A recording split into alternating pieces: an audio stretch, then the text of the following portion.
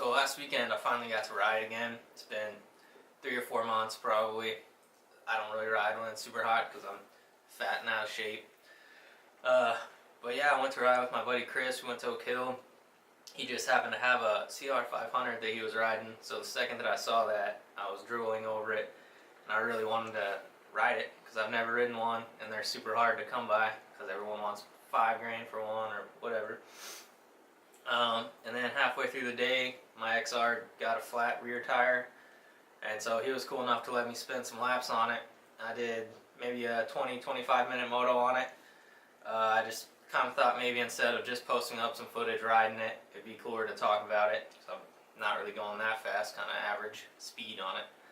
But yeah, I thought it'd be cool to do a little review of it, kind of by average rider, which would be me.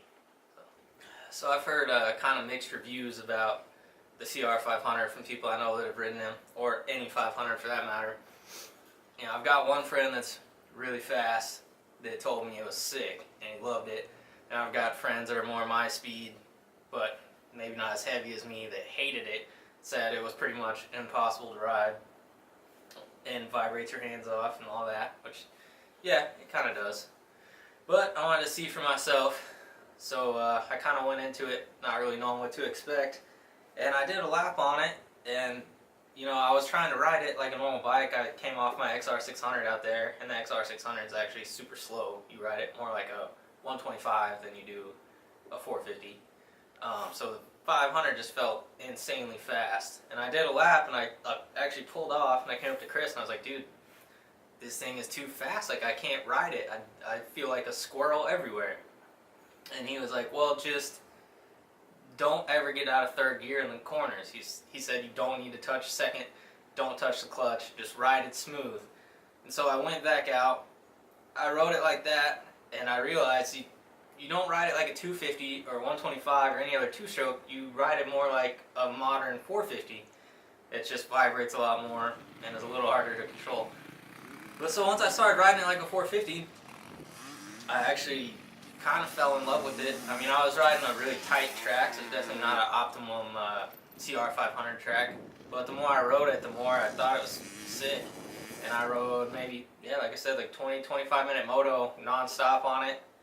I really wasn't even getting that tired. I mean, I wasn't pushing that hard because I don't want to go and wad it up. But I felt pretty good on it. The more I rode it, the more I liked it. The suspension's soft for me because I'm fat and out of shape again. So I was bottoming out a little bit. But I mean, if you just leave it in third and just roll on the throttle, have good throttle control, it's actually a pretty smooth bike. I mean, yeah, if you crack the throttle and get whiskey with it, yeah, it's gonna spit you off or you're gonna get wild. And I got wild a couple times. But my overall experience, I really liked it. I wish I could afford to buy one, but they're so expensive.